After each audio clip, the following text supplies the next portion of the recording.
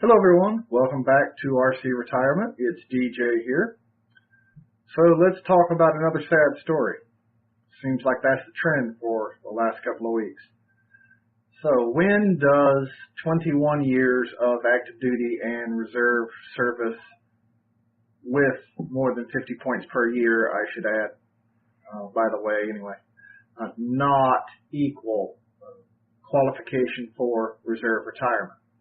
So, since that was a long, confusing sentence, let me say it again. When does 21 years of qualifying service not equal eligibility for retirement? Well, if you completed your 20th year prior to 25 April 2005, then you very well know this answer. And hopefully you've been able to overcome it. Intrigued yet? Well, let me tell you about a man who learned this lesson a bit late, much to his misfortune, by the way. It's a very sad story.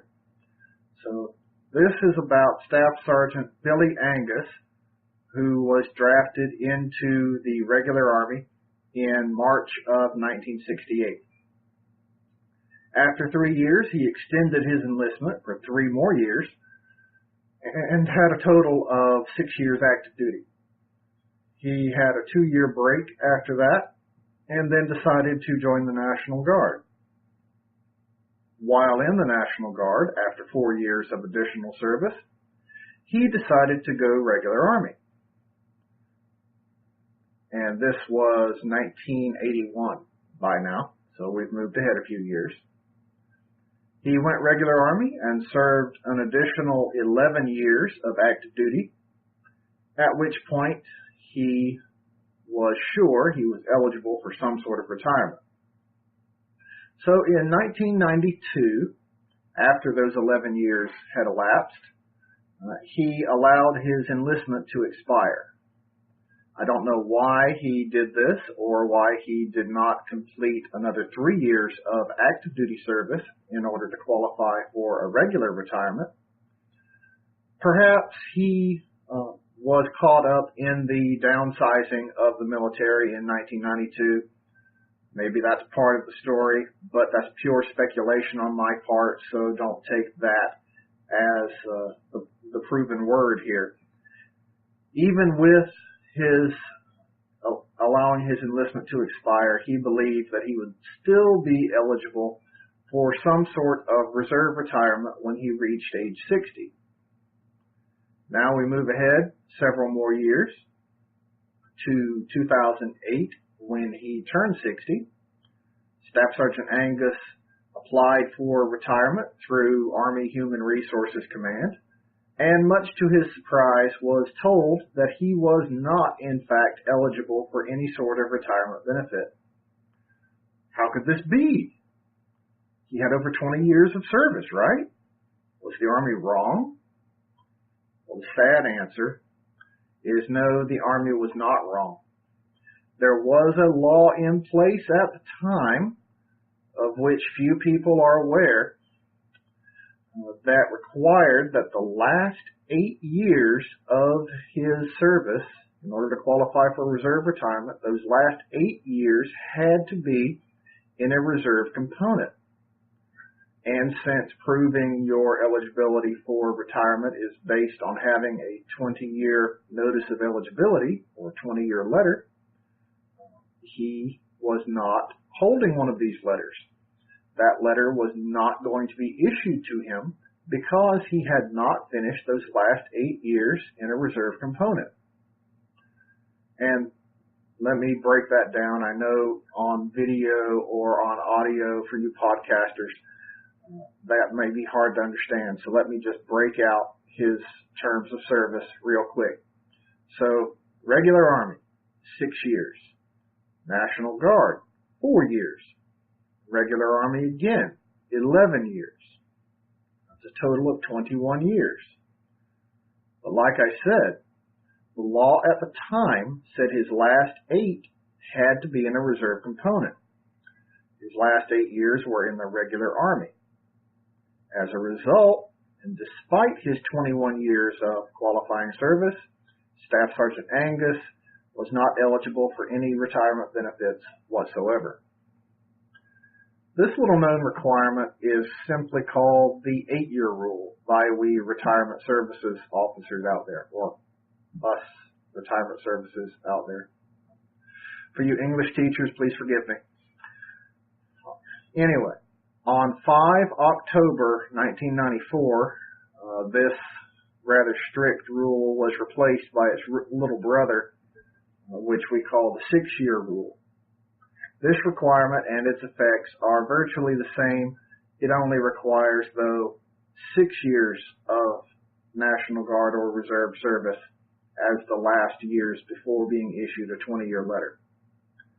Are you confused yet? I certainly was when I first learned of this. But here's an example.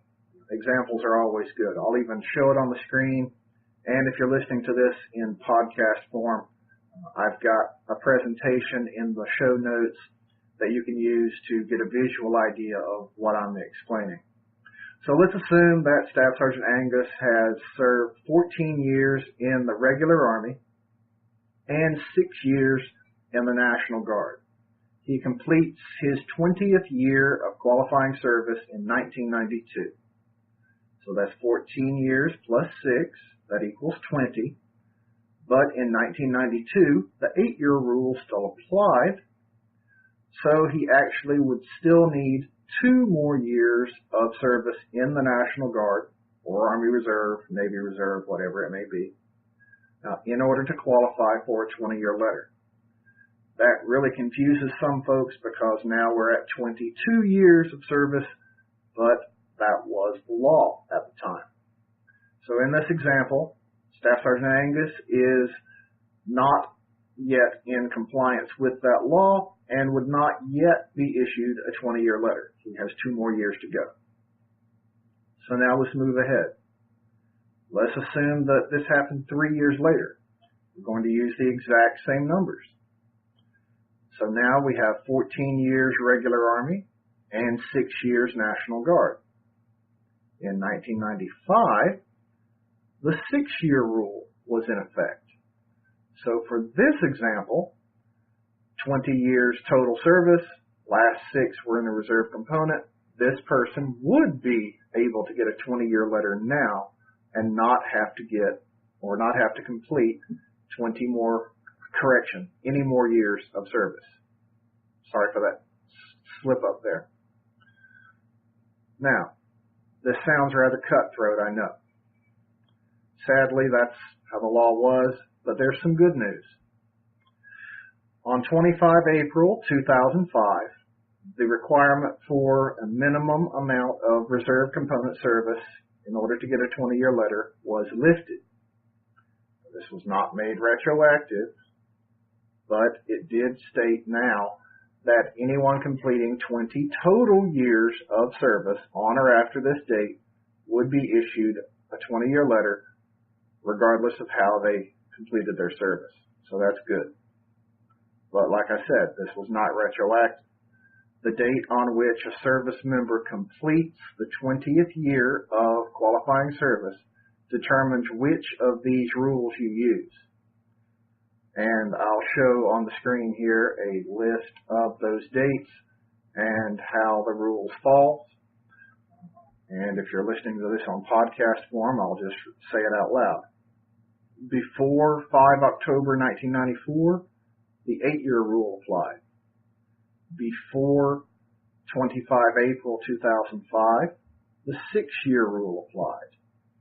On or after 25 April 2005, there was no minimum reserve component service. So, that's good news again. There are still some members, though, who are currently serving that fall under these rules.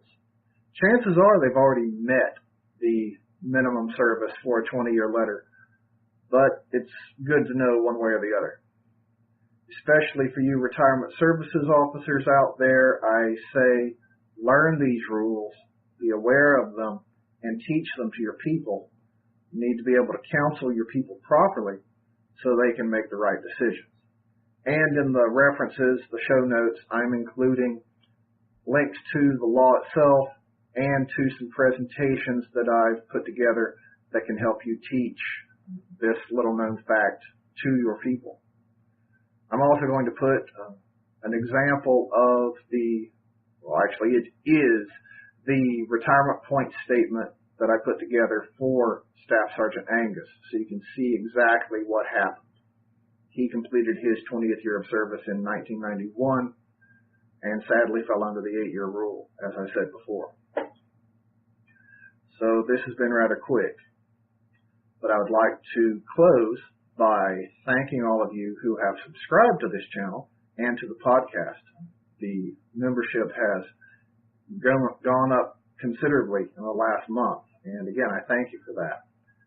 For you YouTubers out there, please remember that you can subscribe. I'm pointing the wrong way. You can subscribe to this channel by clicking on the RC Retirement icon at the bottom right of the screen. Sadly, this won't work if you are using a mobile device, only on a computer. So please, if you know anyone who could benefit from this information, share this episode with them so they can learn what the requirements are for them, if it applies to them at all, and they can continue their service long enough to qualify for retirement later. It's always best to be properly informed so you can make the right decision, right? So this has been real quick.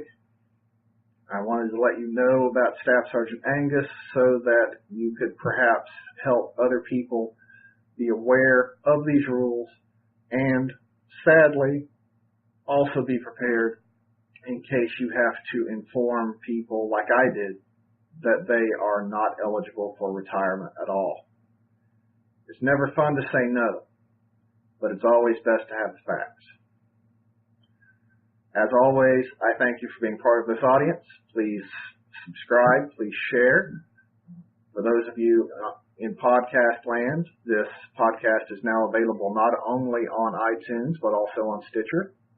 If you haven't already subscribed, please do so. I would greatly appreciate it. And last but not least, never at all, I thank you for being with me today, and thank you for your service. Have a great day. If you liked what you heard on today's episode, then please go below and give it a thumbs up, and be sure to subscribe to this channel. Also, please let other people know about this channel and the information it can provide for them. If you have questions or comments, then have no qualms about posting them in the comments section below. Please remember the RC Retirement YouTube channel and the RC Retirement website are not recognized or endorsed by the Department of Defense, the Department of Veterans Affairs, or any other government agency. The information presented in these resources are for entertainment and informational purposes only.